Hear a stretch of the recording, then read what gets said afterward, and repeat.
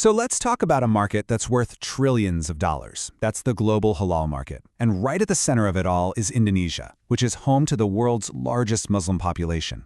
For millions of small businesses there, getting a halal certificate isn't just about a label on a package. It's a passport to a massive, trusting market. But, getting one has often been this huge hurdle.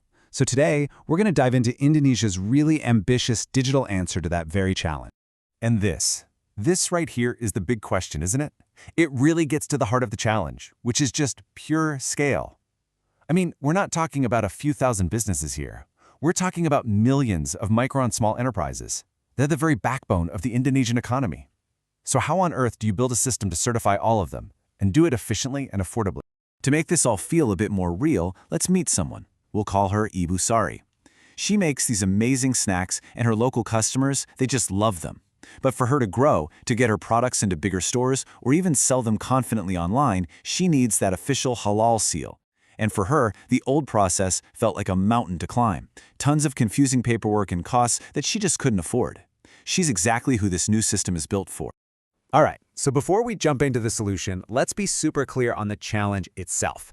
It really boils down to the massive scale we just talked about, the fact that small entrepreneurs have pretty limited resources, and of course, the absolute need for a process that's trustworthy and the same for everyone. So how do you solve a problem that big? Well, the first step, and honestly, this is kind of brilliant, was for the government to make the problem smaller. Instead of trying to certify every single ingredient under the sun, they started by very clearly defining what doesn't need certification in the first place.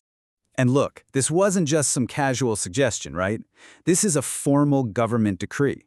By creating an official list of materials that are exempt from the process, they instantly wiped away a huge administrative burden. For so many small businesses, this was the first really clever move that made getting certified finally seem possible. And this table gives you a really good idea of what we're talking about. These are common ingredients that are either chemically pure or come from things like minerals and plants. Stuff like carnauba wax for glazing or silicates that keep powders from clumping up. Now, for someone like Ibu Sari, this is just fantastic news. It means some of the ingredients she's already using might be exempt, which simplifies her process before she even starts. Okay, so exemptions solve part of the problem, but what about the products that do need that stamp of approval? The biggest hurdle is still there, right? The cost.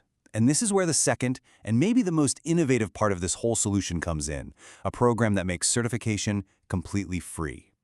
The secret ingredient here is this new concept called a facilitator. It's a really simple but powerful idea. A facilitator isn't a person, it's an organization that steps in to pay the certification fees for small businesses. Think of them like sponsors or patrons who are enabling people like Ibu Sari to get certified without that financial weight on their shoulders. So who can actually be one of these facilitators? Well, the list is pretty incredible. It's everyone from government agencies and big state-owned companies to large private corporations using their social responsibility funds. Even banks, religious groups, and professional associations can get involved. It's a true public-private partnership designed to get the whole community on board. And what's really smart is that the system is flexible about how these facilitators pay. There are two main ways it works. First is prabayar, or prepaid, where an organization just buys a block of certifications ahead of time. The other is pascabayar, or postpaid, which is what government bodies usually use. They pay after the certificates are already issued. This flexibility makes it super easy for all different kinds of organizations to jump in and help out. Okay, so let's recap. We've got a way to make the problem smaller with exemptions. We've got a whole network of groups ready to cover the costs, but how do you connect all these moving parts?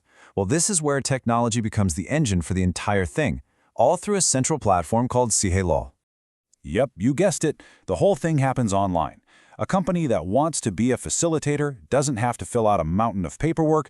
They just go to the SIHALAL website and create an account.